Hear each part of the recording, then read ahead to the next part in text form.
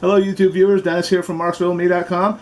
Today we're going to be doing another how-to video. Today we're going to be showing you how to take the hard drive from your desktop external hard drive and be able to utilize it for various purposes, whether at home or in game systems or whatever. We'll be discussing some of those different features. So as you may have guessed, this is an external hard drive. Most external hard drives for your PC come with a cable, which would this would transfer the data through the USB, through the micro USB on the other end. And another common thing that you'll see with a lot of external hard drives is they have the AC wall plug, which has a little like transformer plug. Everyone recognizes these as the plugs that really clutter up your space and your outlets or your power strips. The nice thing about this when we're done, you really won't need those because you're not going to be using it as a traditional external hard drive. It's really going to be switched around and made more to the portability style of a hard drive. I'm only going to do this because this is a really outdated product for me, and from looking around, I could have opted to try to sell this on eBay, and to be honest, I would have been lucky if I got 10% of what I paid for it originally. And with the costs from from eBay and PayPal, by the time it's all said and done, I'll be lucky if I made $2-3 off it. Whereas I could take this apart and I could take the hard drive itself, I could reformat it, wipe all my information off it, and probably sell that for more than I could if I sold it like this. And this is quite heavy, especially with all the plugs and wires. So I mean, you're looking at shipping and handling alone would be over $5 for this. So I mean, it's nice at the time that I had gotten it, and because technology changes so quick, it becomes outdated almost as soon as it hits the store shelves. As I said, this is 1 terabyte external hard drive. It happens to be the Western Digital brand. And I mean, I hate to take it apart, but I really need to utilize the hard drive inside of it. And I mean, I have uses for the hard drive that I can, take advantage of it and use it. But if in the event I was going to sell it, I'd have to be critical and think what I have on my hard drive. A lot of people store sensitive information and don't even realize it, and anytime you're going to be taking apart something like this and selling it to another person, you want to make sure that none of your information is going to be transferred, because you don't want to be a victim of identity theft.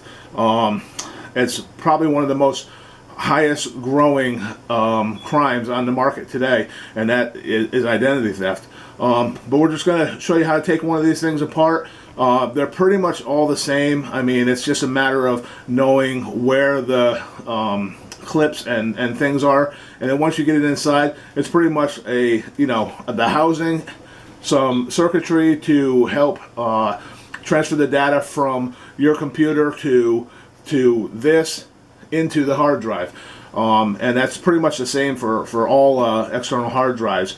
I'm going to have to use a couple of tools today. You may or may not know what these are. These are called spudgy tools. Some people call them pry tools.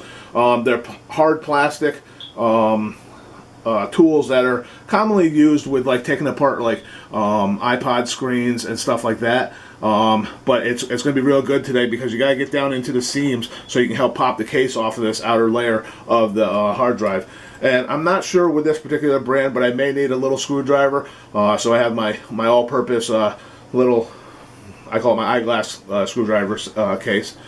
So without further ado, let's get into this, and hopefully you can see it well enough to understand what's going on. That's really about it. We'll get into it and we'll talk as we go along. So what you're going to want to do is you're going to want to find a seam on your external hard drive, and I can see all around this whole edge. It comes up and down and around, and it's kind of like a U. That's kind of like the shell. So I know going into this that this whole piece is going to somehow slide out once the sides are peeled off a little bit. So I'm going to take my tool here, and hopefully I can get into the seam real good to be able to pop it out. And most of them, once you get into the edge of it, it's just a matter of moving it along to pop the outer shell off. Oop. It wants to stay together.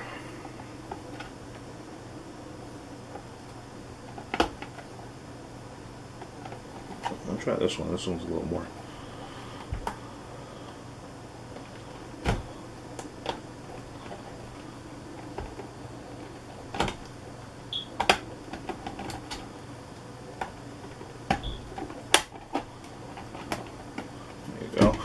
Once you get a gap open, you don't want to lose it. And I mean, I can see inside this gap here, I can actually see the hard drive, but also I can see the tabs which hold it together from the inside. And I know that I can get in here and I can kind of help aid getting it off more and more so that we're able to take this right off. And you see they pop right off. I'm going to keep that tool in there to help keep that wedged open, and then work on the other side.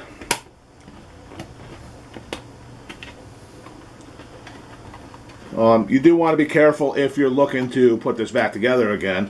You could take essentially a drive like this, and if you really wanted to, you could always take the hard drive out and actually put in a bigger one if you like the case, because the actual hard drive inside is actually a standard size, so you wouldn't have to worry about you know, the size being an issue with that. But for this purposes, I'm not going to be using mine again, so I'm not too critical about if there's any damages caused. But I do want to take care, not get plastic shooting all over the place, and you know, less destruction. And I'd rather not do it in such a manner that I'm cutting myself up. So as you see here, we got a good portion of it cracked open, and well, and as I said, it's like a U when it comes off. And here we see the inner workings of the actual hard drive. And as you see, that is the hard drive here, like a normal hard drive that you'd see in any desktop computer. So anyway, if it's kind of interesting. I mean, I've only opened a couple of these in the past, and it's always interesting to see how they configure everything in here and how they have it set up.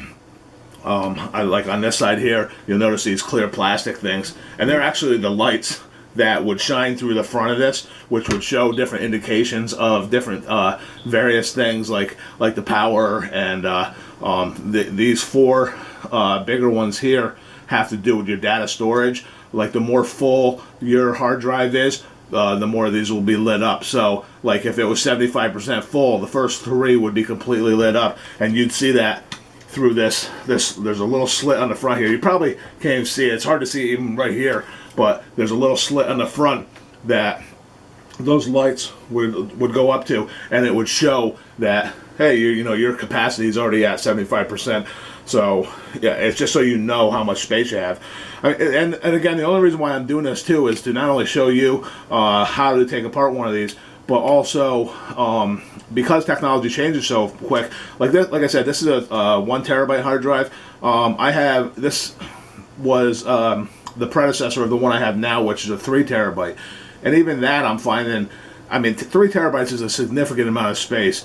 But when you do a lot of videos and movie editing and stuff like that, you can eat up 3 terabytes of space relatively easy. I mean, especially if you're not getting rid of anything. And I happen to be like a hoarder of old video stuff, because I might reuse something later on down the line, and I have a hard time parting with it, because it always seems like as soon as I delete something, I say, you know what, I could have used part of that clip for something else, and it never fails. So I'm finding a 3 terabyte hard drive almost isn't big enough right now. Like I could see myself at a 5 or 6 in terabyte size, and I'm always looking for the next biggest one. Although the price of the newest ones on the market are always a little bit higher, so I'll wait. You know, probably it'll probably be a couple more years before I get another one, depending on finances and whatnot. But let's continue to take this apart, and we'll have at it. See what we can do about getting this out completely, and then we'll talk about some software products that are on the market to help you wipe your hard drive to make sure there's no sensitive information on there. So right away I see some Phillips head screwdriver bits or screws. What else we got? Looking for obvious clips. Sometimes they just have little clips that hold them in there. We'll take these couple screws off of this. It's nice to keep your screws too. Like I said, if you are going to be upgrading your equipment and putting a bigger drive in there, you want to definitely make sure you know where your pieces are going. Yeah, there's our lights. It's kind of interesting.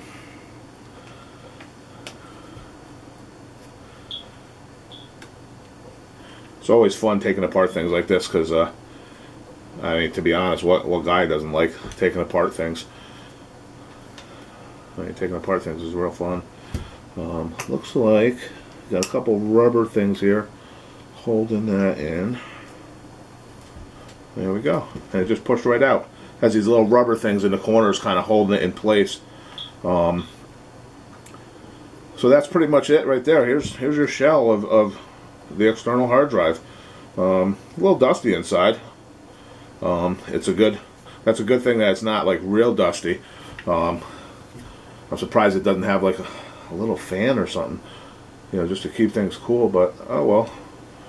So anyway, we'll set this aside, and we'll definitely save that. I mean, we might be able to use that for, who knows. I mean, you could almost make a little hide a safe with that. With today's technology, you could hook up a little LED light in a fashion to make it look like it's a working hard drive on a desk, and you could actually be storing valuables in there, and no one would be the wiser. I noticed here on this, when I first popped it out, there's two screws on the side, and that's the mounting bracket to kind of hold this piece on. So we're gonna have to take that off. And again, that's got two screws, and they are a little bit different than the other ones, so I'll keep those separated. And this should just pop right off once I take it off.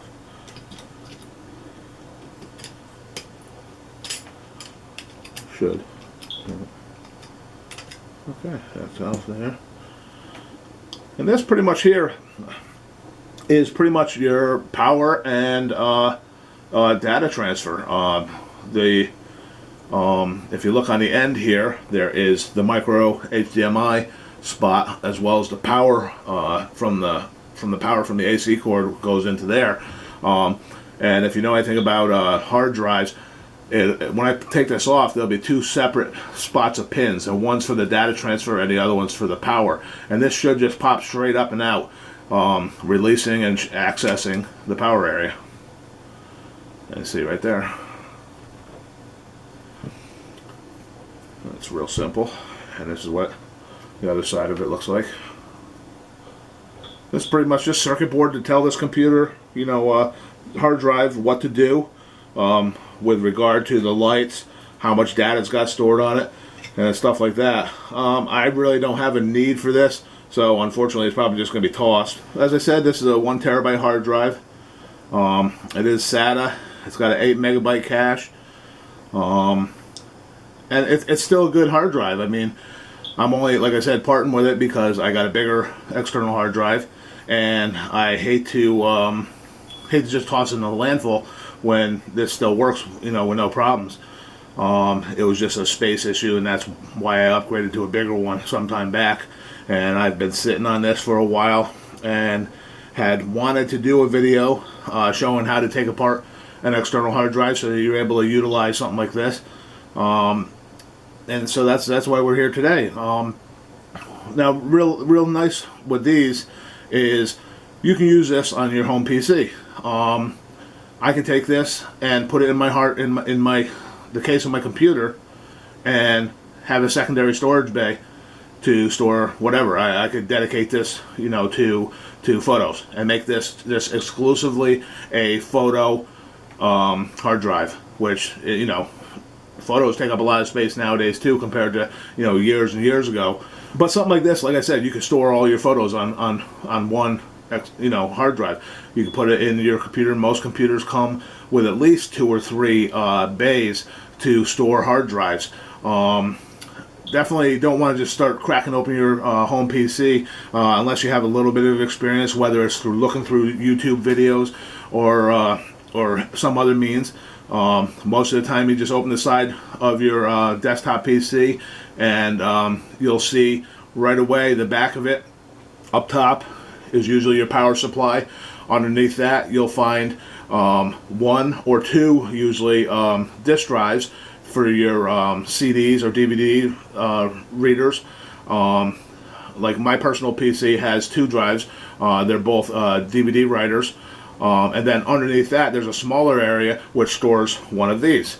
You can also and then there's another spot that's underneath that has an empty bay, and this will slide right in there. And if you see on the side, there's 3 holes there and 3 holes there, and what they are, they're screw holes to mount actually into a PC. And the only other thing you're going to need is when you hook up a external drive to your PC permanently, you have to have right here you'll see a series of pins. You're going to have to know the configuration of your hard drive because you're going to have to set this up as a slave.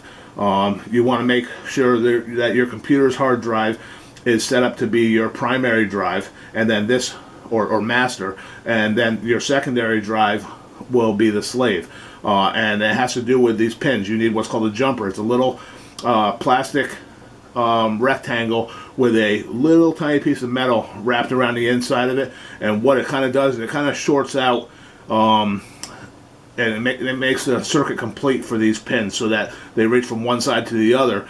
And what that does is it tells the computer, hey, this is the secondary drive. Don't try to boot from this when you're starting the computer up. So once this is set up as a secondary drive, your computer will treat it just like it's another hard drive.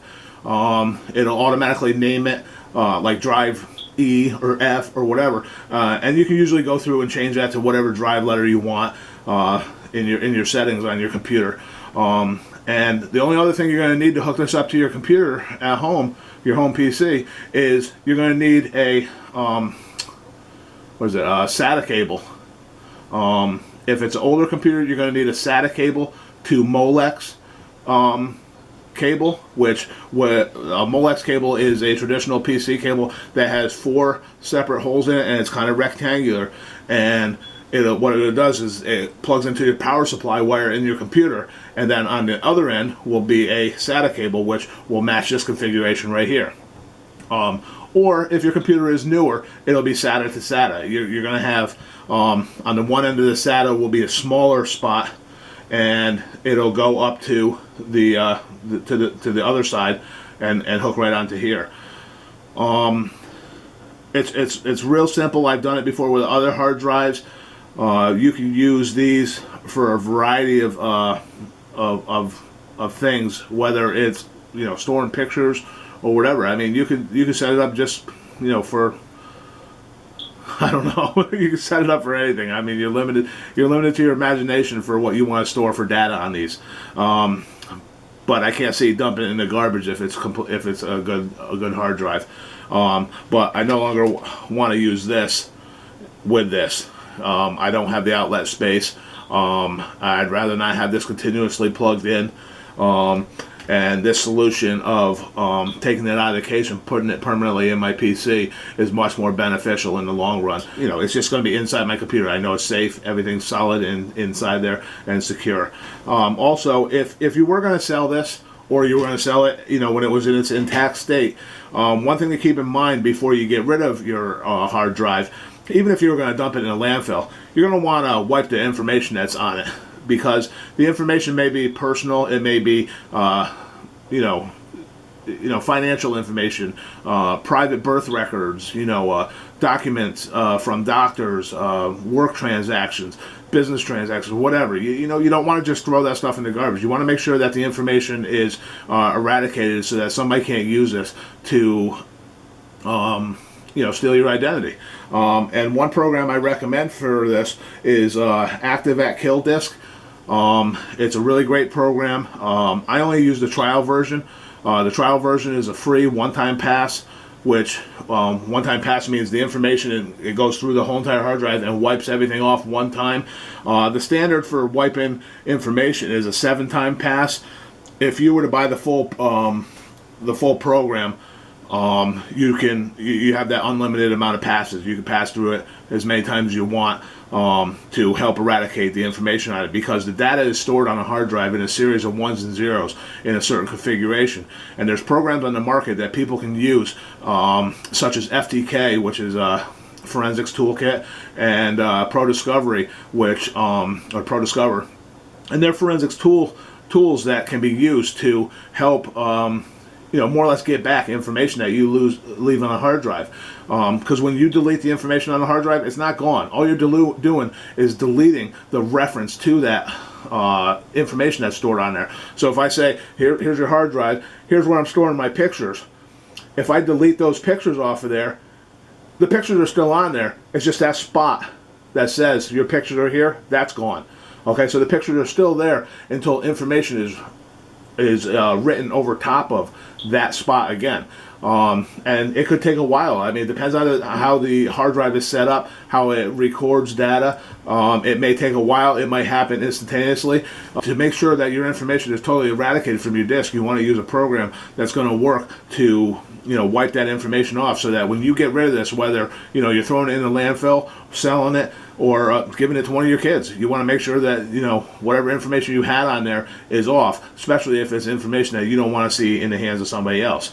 All too often, too many pictures get on the internet, and they started out as just innocent family photos, and somebody perverts those photos and makes them look like something that they're totally not. And it might have been avoided if it wasn't put on a hard drive that was just carelessly thrown into a landfill, and somebody came upon it through happenstance and said, hey, let's see what's on this, and then they modify it, and next thing you know, there's a picture of your son or daughter doing stuff that it's really not them. It's just a photoshopped picture with their face on somebody else's body or something. I hope all this information has been helpful to you. And as always, leave comments in the comment section below. So thank you again for stopping by at marksvilleandme.com today. I hope you enjoyed this video. I hope you find it useful, and hopefully you'll be back again soon with me to go through another how-to video. Have a great day. Bye.